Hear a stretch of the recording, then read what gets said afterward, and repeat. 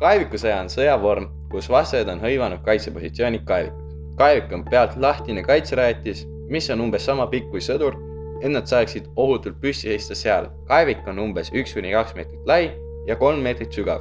Sõdurid on kaevikutes kaitstud käsitulirelvade ja suurel määral ka kaudtule eest. Kaevikuid kasutati vastaste ründamiseks ning sõdurite ja sõjatehnika kaitsmiseks vastaste hävitusvahendite eest.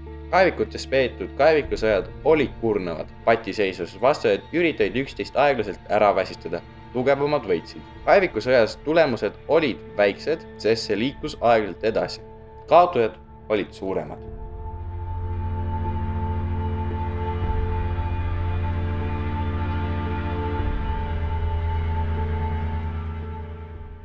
Eluolud kaevikus olid keerulised, rotid ja täid piinasid vägesid nii päeval kui ka öössel.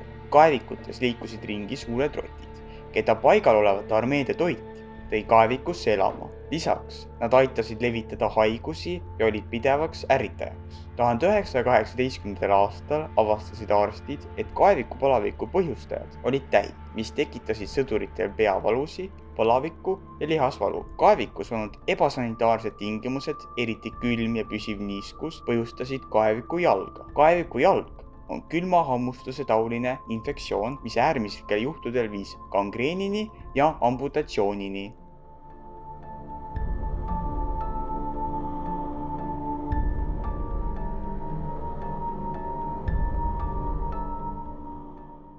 Sõja alguses kandis enamik sõdureid kaevikus ainult vintpüsse ja tääke ning enamik väikeüksuse sõdureid olid sarnaselt relvastatud. Sõja edenedes kasutasid armeed laiemat valikut relvi, et varustada oma vägesid paremini kaevikuvõitlusteks ja rünnakuteks üle ei kellegi maa. Sealhulgas kasutati granaate, vintpüsse, miinipildujaid ja mitut tüüpi kuulipildujaid. Väikeüksused 8-30 sõdurit hakkasid kasutama vintpüsse ja kuulipildujaid. Rännakute ja rünnakute väljaõppe rõhutas, kuidas tulejõudu, liikumist ja innovatsiooni saab kasutada vaenlase tugevate külgede hävitamiseks või ümbert mööda minemiseks.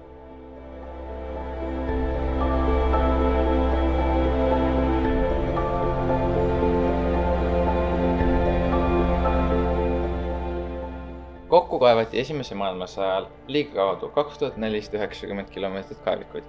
Kaevikusõjad olid väga kurnavad, elutingimused olid kohutavad ja tulemused, mis kaasnesid sõjarindel, olid halvad.